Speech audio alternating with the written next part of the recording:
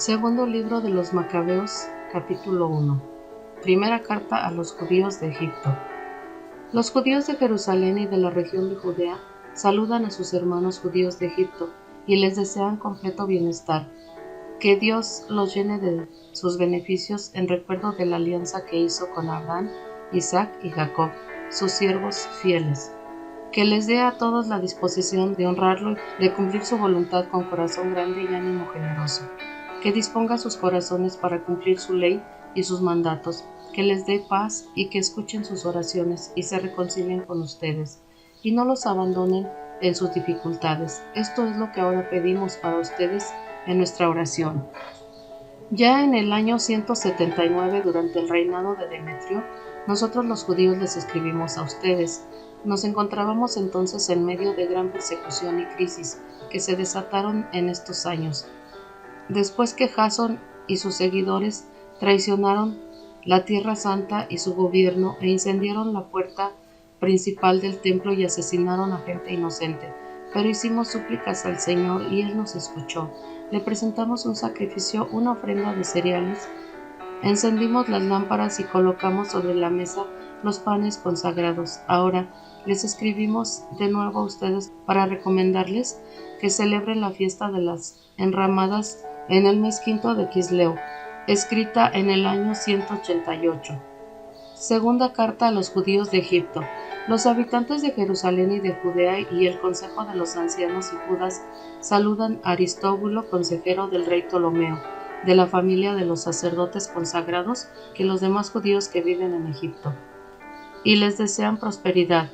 Librados por Dios de grandes peligros, le damos gracias de todo corazón, ya que en el combate contra el rey, en nuestro favor, expulsó a los que luchaban contra la ciudad santa.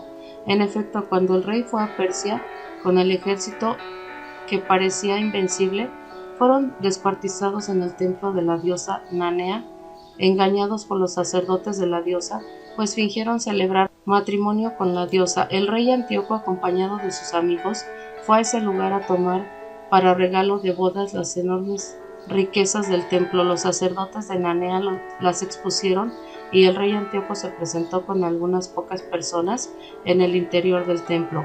Cuando estuvo adentro, los sacerdotes cerraron las puertas. Entonces abrieron una ventana secreta que había en el techo y a pedradas mataron al rey y a sus amigos. Luego les cortaron la cabeza, los brazos, las piernas y echaron a los que estaban afuera. Bendito sea siempre Dios que entregó a los impios a la muerte. Como estamos para celebrar la purificación del templo el día 25 del mes Quisleu, hemos juzgado conveniente escribirles para recomendarles que también ustedes celebren la fiesta de las enramadas, en honor del fuego que apareció cuando Nehemías, después de reconstruir el templo y el altar, ofreció sacrificios. Pues cuando nuestros antepasados fueron llevados a Persia, los piadosos sacerdotes entonces tomaron el fuego del altar y lo escondieron en una cisterna sin agua. Ahí lo guardaron tan bien que nadie conoció el lugar. Pasados muchos años, en el momento dispuesto por Dios, Nehemías fue enviado a Judea por el rey de Persia y mandó a los descendientes de los sacerdotes que habían escondido el fuego a que lo buscaran, pero ellos informaron que no habían encontrado el fuego, sino un líquido espeso. Nehemías les mandó sacar de aquel líquido y llevárselo. Cuando todo estaba listo para el sacrificio, Nehemías ordenó a los sacerdotes que rociaran con este líquido la leña y lo que estaba colocado sobre ella. Así se hizo y al cabo de un rato brilló el sol, que había estado oculto por una nube. Entonces se encendió un gran fuego que causó la admiración de todos. Mientras se consumía el sacrificio, los sacerdotes oraban y a los sacerdotes se unieron todos los demás. Jonatán comenzó la oración y los demás con Nehemías a la cabeza respondían. La oración era: Señor, Señor y Dios creador de todas las cosas, temible y fuerte, justo y compasivo, el único Rey, el único bienhechor, el único generoso, el único justo, todopoderoso y eterno, que salvas a Israel de toda calamidad, que escogiste a nuestros antepasados y los consagraste a ti. Acepta este sacrificio que te ofrecemos en favor de todo Israel. Él es el pueblo de tu propiedad, protégelo y conságralo a ti. Reúne a aquellos de nosotros que están desterrados da libertad a los que están en esclavitud en medio de las naciones paganas, y mira con bondad a los despreciados y odiados, para que las naciones paganas reconozcan que solo tú eres nuestro Dios. Castiga a los que nos oprimen y nos insultan con insolencia y arraigan a tu pueblo en la tierra consagrada a ti, como lo dijo Moisés. Mientras tanto, los sacerdotes cantaban los salmos. Cuando se consumió el sacrificio, Nehemías ordenó que el líquido sobrante lo derramaran encima de unas grandes piedras. Cuando hicieron esto, se encendió una llama que fue absorbida por la luz que brillaba en el altar. El hecho se hizo público y hasta el rey de Persia se enteró de que en el lugar donde los sacerdotes llevados cautivos habían encendido el fuego, había aparecido un líquido que Nehemías y sus compañeros habían utilizado para quemar los animales del sacrificio. Entonces el rey, después de comprobar el hecho, mandó construir un muro alrededor de aquel lugar y lo declaró sagrado, y a los encargados de cuidar el lugar les daba ricos regalos de las ofrendas que recibía. Los compañeros de Nehemías llamaron a aquel lugar Neftar, que significa purificación, pero la mayoría de la gente lo llama Nafta. Segundo libro de los Macabeos, capítulo 2. En los documentos se dice que el profeta Jeremías ordenó a los desterrados tomar el fuego, y como ya se había dicho, y que dándoles la ley les mandó que no se olvidaran de los mandamientos del Señor, ni se dejaran engañar al ver las estatuas de oro y plata de los falsos dioses y los adornos que los cubrían. Y les dijo otras muchas cosas para recomendarles que no abandonaran la ley. Estaba escrito también en ese documento que el profeta, por instrucciones de Dios, se había hecho acompañar por la tierra del encuentro con Dios y el arca de la alianza, que se habían dirigido al monte desde el cual Moisés había visto la tierra prometida por Dios, y que al llegar allí Jeremías había encontrado una cueva en la que depositó el arca de la alianza, la tienda y el altar de los inciensos, después de lo cual tapó la entrada. Algunos de los acompañantes volvieron después para poner señales en el camino, pero ya no pudieron encontrarlo. Jeremías, al saber esto, les respondió diciéndoles: ese lugar debe quedar desconocido hasta que Dios tenga compasión de su pueblo y vuelva a reunirlo. Entonces el Señor hará conocer nuevamente esos objetos y aparecerá la gloria del Señor y la nube como aparecieron en tiempo de Moisés y cuando Salomón pidió al Señor que el templo fuera gloriosamente consagrado. Se contaba igualmente en ese documento cómo Salomón, que poseía la sabiduría, ofrecía el sacrificio de la consagración e inauguración del templo, y que así como Moisés oró al Señor y del cielo bajó un fuego que consumió el sacrificio, del mismo modo Salomón oró y bajó del cielo fuego que consumió todos los animales ofrecidos en holocausto. Moisés había dicho: como el sacrificio ofrecido por el pecado no fue comido, ha sido consumido por el fuego. Salomón asimismo celebró 8 días la fiesta. Esto también se contaba en los documentos y memorias de Nehemías, y además se contaba cómo éste reunió la colección de los libros que contenían las crónicas de los reyes, los escritos de los profetas, los salmos de David y las cartas de los reyes sobre las ofrendas. De igual manera, Judas ha reunido todos los libros dispersos por causa de la guerra que nos han hecho, y ahora esos libros están en nuestras manos. Si ustedes tienen necesidad de ellos, envíen a algunas personas para que se los lleven, ya que nos estamos preparando para celebrar la purificación del templo. Les escribimos para recomendarles que también ustedes celebren esta fiesta. Dios ha salvado a todo su pueblo y ha dado a todos la herencia del reino y el sacerdocio, y nos ha consagrado a Él, como lo había prometido por la ley. Por eso confiamos en que también tendrá compasión de nosotros y nos reunirá en la tierra consagrada a Él, llevándonos desde todos los lugares del mundo, pues Él nos ha librado de muchas calamidades y ha purificado el templo.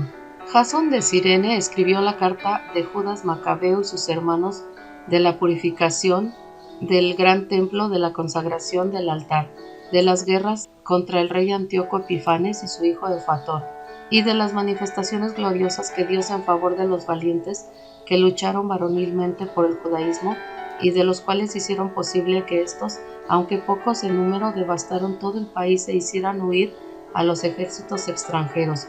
Recuperando el templo famoso en todo el mundo, libraron a la ciudad de Jerusalén y restablecieron las leyes que iban a ser oprimidas, pues el Señor fue sumamente bondadoso con ellos. Pero nosotros procuramos resumir en un solo libro lo que Jasón escribió en 5. Considerando la cantidad de números y la dificultad que por la abundancia de materia se presenta a los que quieren seguir minuciosamente las narraciones de la historia, nos esforzamos por ofrecer entretenimiento a los que leen solo por el gusto de leer, facilidad a los que quieren aprender de memoria y a todos los que lean este libro. Para nosotros que emprendimos la dura tarea de resumir la obra, fue una labor difícil que nos costó muchos sudores y desvelos, tanto como el trabajo de quien prepara el banquete y quiere agradar a los demás. Por nuestra parte, para ser útiles a todos, soportaremos gustosamente la fatiga, dejaremos al historiador la discusión minuciosa de los detalles para concretarnos a seguir las normas del resumen. De la misma manera que el arquitecto de una casa nueva se preocupa de todo el edificio, mientras que los pintores y decoradores les toca lo referente a la ornamentación. Así, nos parece que debe ser nuestra tarea. El autor original de una historia le corresponde profundizar en la materia, tratar extensamente los temas, descender a los detalles, pero el que hace un resumen debe ser breve en la expresión y no tratar de hacer una exposición completa de los hechos. Comencemos pues nuestra narración sin añadir más cosa que lo que ya hemos dicho, porque sería cosa absurda alargarnos en la introducción y luego acortar la historia misma. Segundo libro de los Macabeos, capítulo 3. Dios protege los tesoros del templo. En tiempos del sumo sacerdote Onías, la ciudad santa de Jerusalén vivía en paz y las leyes eran cumplidas del modo más exacto, porque él era un hombre piadoso que odiaba la maldad. Los mismos reyes rendían honores al santuario y aumentaban la gloria del templo con magníficos regalos, y aún Seleuco, rey de Asia, sostenía de sus propias rentas los gastos para la celebración de los sacrificios. Pero un cierto Simón del Sur, sacerdotal de Bilga y administrador del templo, se disgustó con el sumo sacerdote Onías por causa de la administración del mercado de la ciudad. Al no poder imponerse a Onías, fue a hablar con Apolonio de Tarso, que en aquel tiempo era jefe militar de las provincias de Celesia y Fenicia, y le contó que en el tesoro del templo de Jerusalén había incalculables riquezas, que la cantidad de dinero depositado era incontable, mucho más de lo que se necesitaba para los gastos de los sacrificios, y que por tanto el rey podía apoderarse del tesoro. Apolonio fue a ver al rey y lo puso al corriente del asunto de los tesoros del templo.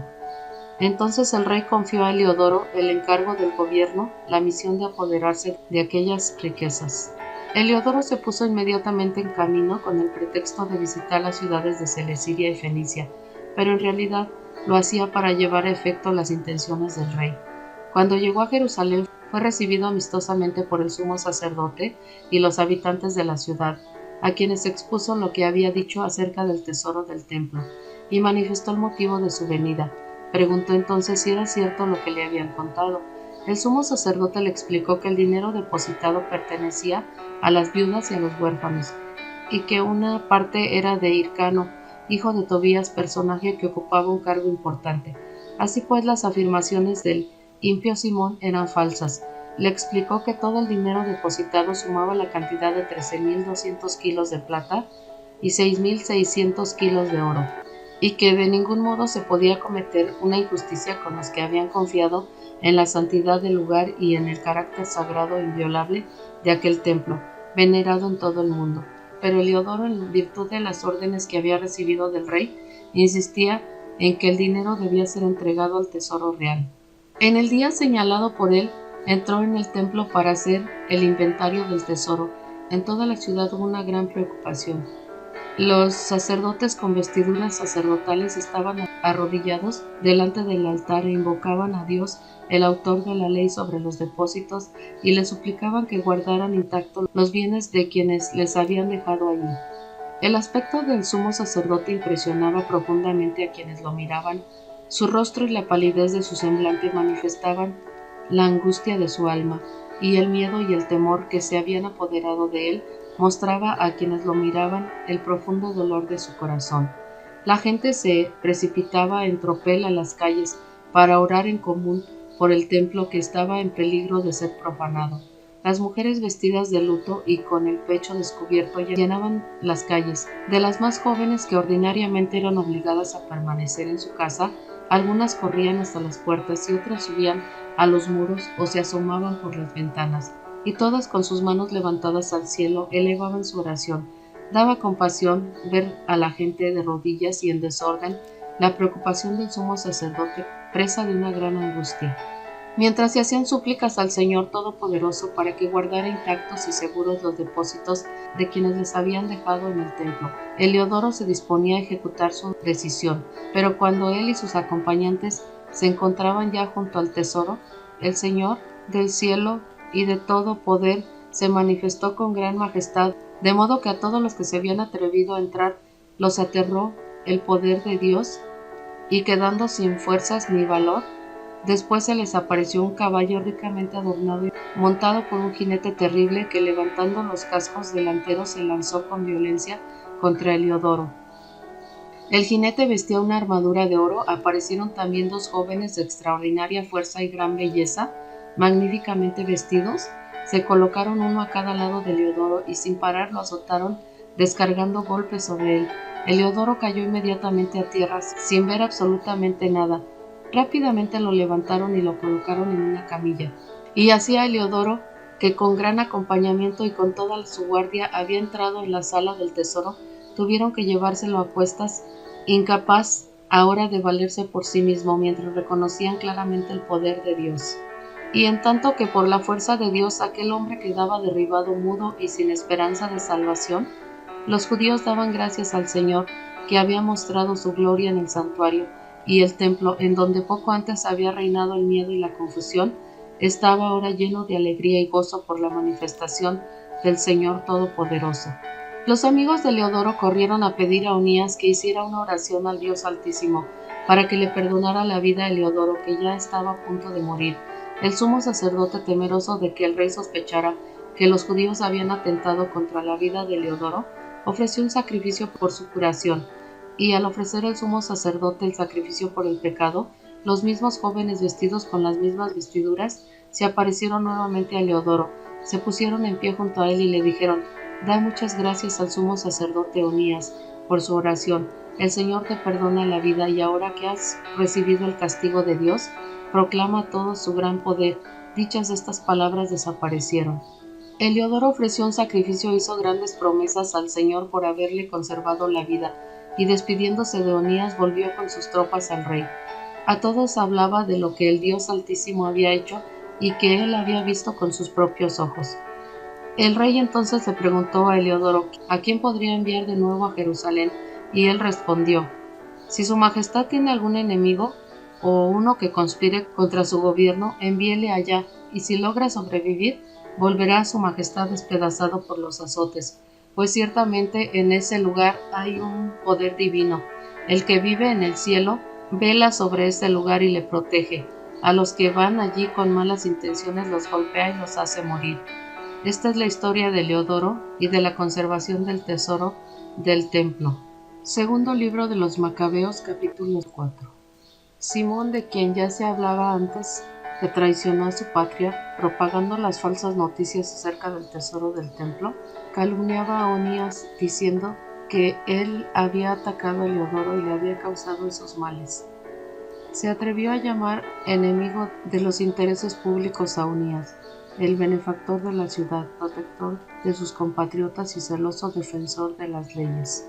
La enemistad creció a tal punto que uno de los hombres que confiaba de Simón cometió algunos asesinatos. Considerando Onías que tal rivalidad era perjudicial, y viendo que Apolonio, hijo de Menesteo, jefe militar de las provincias de Celesia y Fenicia, comentaba la maldad de Simón, y se dirigió al rey, no para acusar a sus conciudadanos, sino para buscar un interés general y particular de todo el pueblo, pues veía que sin una intervención del rey sería imposible alcanzar la paz pública y que Simón pusiera fin a su locura. Cuando Seleuco murió, lo sucedió Antíoco, conocido con el nombre de Epifanes. Entonces Jasón, hermano de Onías, compró con dinero el cargo de sumo sacerdote en una entrevista con el rey y prometió darle 11.880 kilos de plata como tributo, más otros 2.640 de entradas adicionales.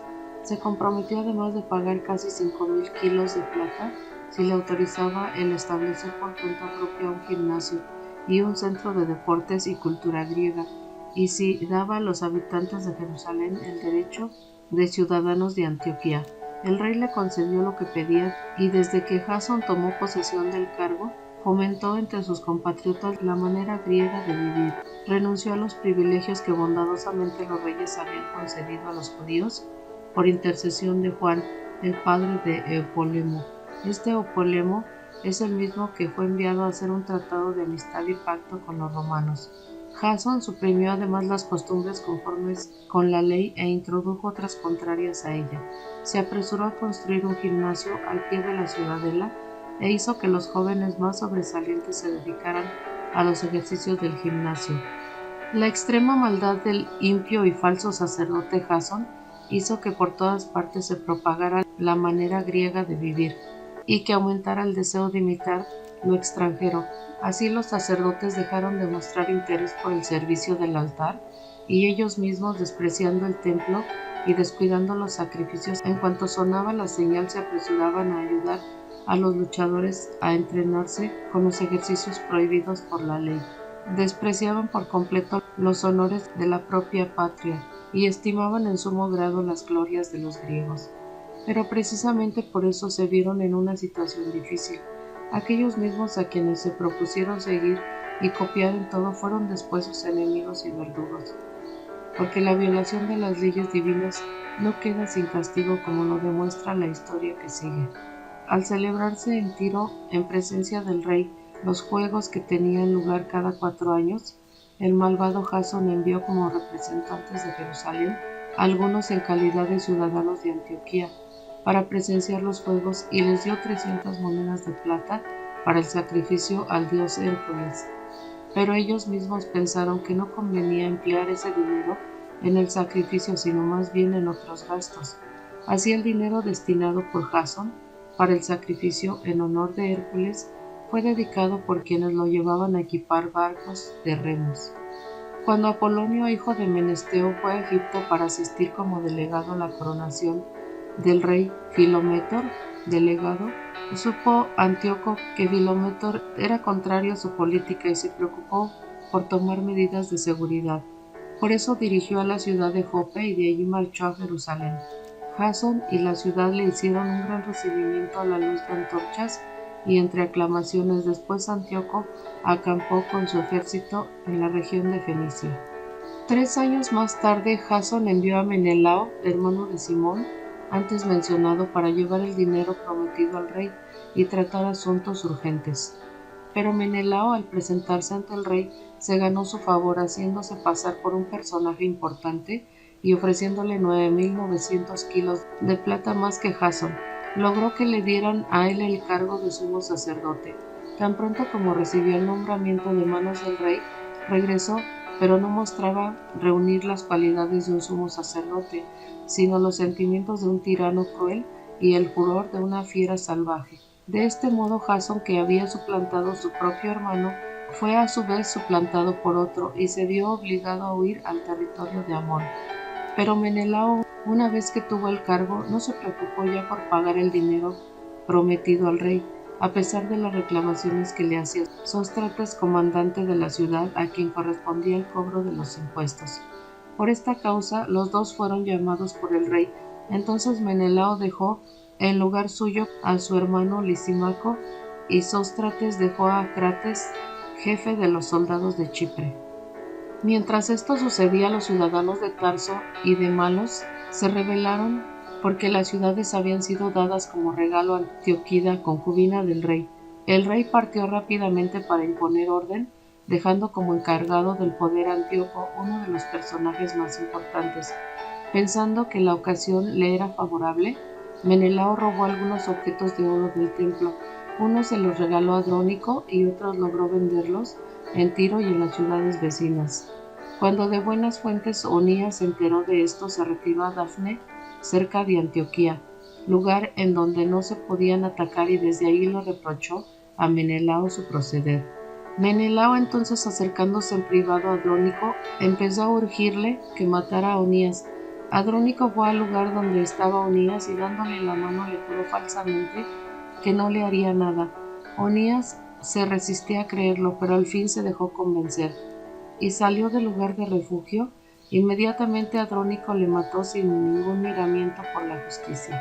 Por esta causa, no solo los judíos, sino también muchos de otras naciones se indignaron y enojaron por la injusta muerte de aquel hombre, y cuando el rey regresó de Cilicia, los judíos de la ciudad fueron a hablar con él acerca del asesinato de Onías. Los griegos reprobaron lo mismo que ellos ese crimen. Antíoco, profundamente afectado y movido a compasión, lloró al recordar la prudencia y sensatez del difunto. Lleno de indignación, despojó inmediatamente a Andrónico de su manto color púrpura y le rasgó las vestiduras. Luego lo hizo llevar por toda la ciudad hasta el lugar en que había cometido su impío crimen contra Onías, y allí libró al mundo de semejante asesino. Así el Señor le dio el castigo que merecía. Con la complicidad de Menelao, Lisímaco cometió en Jerusalén muchos robos de objetos sagrados. Al saberlo, el pueblo se levantó contra Lisímaco, pero para entonces ya muchos objetos de oro habían desaparecido. Viendo que la gente enfurecida empezaba a rebelarse, armó Lisímaco cerca de 3000 hombres y dio comienzo a una injusta represión dirigida por un tal Auranos, hombre tan entrado en años como descentrado en juicio. Cuando la gente vio que Lisímaco los atacaba, unos reunieron piedras, otros tomaron palos pesados, otros recogieron con la mano la ceniza que había en el suelo, y en medio de una gran confusión comenzaron a lanzarlo todo contra los hombres de Lisímaco. De esta manera a muchos de ellos los hirieron y a otros los mataron, y a todos los demás los pusieron en fuga, y al profanador Lisímaco lo mataron junto al tesoro del templo. Por estos acontecimientos se siguió un juicio en contra de Menelao, y cuando el rey fue a Tiro, 3 hombres enviados por el consejo de ancianos de los judíos acusaron a Menelao ante el rey. Menelao, viéndose ya perdido, ofreció mucho dinero a Ptolomeo, hijo de Dorimeno, para que convenciera al rey en su favor. Así pues, Ptolomeo, llevando al rey a una galería con el pretexto de refrescarse, lo hizo cambiar de opinión. De esta manera el rey absolvió de las acusaciones a Menelao, autor de todos estos males, y condenó a muerte a los pobres acusadores, a quienes aún los salvajes hubieran declarado inocentes. Ellos, que habían querido defender la ciudad y a sus habitantes y los objetos de culto, sufrieron sin más injusto castigo. Por esta razón, algunos habitantes de Tiro, disgustados por tanta maldad, costearon con generosidad los gastos de sus funerales. Menelao, gracias a la codicia de los poderosos, permaneció en su cargo y fue de mal en peor, llegando a ser el mayor enemigo de sus conciudadanos. Segundo libro de los Macabeos, capítulo 5. Muerte de Jasón. Por aquel tiempo Antíoco se preparaba para la segunda expedición contra Egipto. Entonces durante casi 40 días aparecieron en toda la ciudad jinetes con armaduras de oro, armados y organizados en escuadrones que corrían por el aire con las espadas desenvainadas. Compañías de caballería en orden de batalla con ataques y asaltos de una y de otra parte, con agitar de escudos y con lanzas innumerables, tiros de flechas, relampaguear de armaduras de oro y coraza de todo tipo. Todos pedían a Dios que estas visiones anunciaran algo bueno. Habiendo circulado el falso rumor de la muerte de Antíoco, Jasón tomó no menos de 1000 hombres y sin previo aviso atacó a la ciudad. Finalmente, después de haber rechazado a los que defendían las murallas, Jasón tomó la ciudad y Menelao buscó refugio en la ciudadela. Jasón degolló sin compasión a muchos de sus propios conciudadanos, no comprendiendo que la victoria sobre sus compatriotas era la mayor derrota, pero él pensaba que estaba celebrando el triunfo sobre sus enemigos y no sobre sus paisanos. Sin embargo, no logró conquistar el poder, sino que el único resultado de su traición fue la humillación, y huyó de nuevo hacia el territorio de Amón. Su conducta perversa tuvo un triste final después de caer prisionero en manos de Aretas, jefe de los árabes. Huyó de ciudad en ciudad, perseguido por todos, odiado como traidor de las leyes, aborrecido como verdugo de su patria y de sus compatriotas. Fue a parar en Egipto, y el que había desterrado de su patria a muchos murió en tierra extranjera, después de haberse embarcado para la Lacedemonia, con la esperanza de encontrar allí un lugar de refugio, gracias al parentesco de los lacedemonios con los judíos. Y a él, que había dejado tanto sin sepultura, nadie lo lloró, no se le hicieron funerales, ni encontró un lugar en las tumbas de sus antepasados. Profanación del templo. Cuando el rey supo estas cosas, llegó a la conclusión de que Judea quería rebelarse. Entonces, enfurecido como una fiera, se puso en marcha desde Egipto, tomó con su ejército a Jerusalén y ordenó a sus soldados golpear sin compasión a los que encontraran y degollar a los que buscaran refugio en las casas. Fue una matanza de jóvenes y ancianos, una carnicería de mujeres y niños, y un degüello de muchachas y niños de pecho. En solo 3 días el total de víctimas fue de 80,000, y 40,000 murieron asesinados y otros tantos fueron vendidos como esclavos. No contento con esto, el rey se atrevió a penetrar en el templo más sagrado de toda la tierra, y Menelao, traicionando las leyes de la patria, le sirvió de guía. Con sus manos impuras tomó el rey los vasos sagrados y robó las cosas que otros reyes habían ofrecido para el engrandecimiento, la gloria y la dignidad del templo. Antíoco estaba lleno de orgullo y no entendía que a causa de sus pecados de los habitantes de Jerusalén, el Señor se había enojado por poco tiempo. Parecía haberse olvidado del santuario. Si los judíos no hubieran cometido tantos pecados, Dios hubiera castigado a Antíoco desde el primer momento y no hubiera hecho desistir de su audacia, como lo había hecho con Heliodoro, a quien el rey Seleuco envió para inspeccionar el tesoro del templo. Pero el Señor no escogió al pueblo por amor al templo, sino que escogió al templo por amor al pueblo. Por eso el templo, después de haber participado de las calamidades del pueblo, participó también de su bienestar. Fue abandonado porque Dios Todopoderoso se enojó, pero fue nuevamente restaurado con todo su esplendor cuando volvió a gozar del favor del soberano Señor. Antíoco, después de llevarse del templo casi 60,000 kilos de plata, volvió rápidamente a Antioquía, pensando, en medio de su orgullo y arrogancia, que podría hacer que los barcos navegaran por tierra y que los hombres caminaran por el mar. Sin embargo, dejó comisarios encargados de hacer mal a los judíos.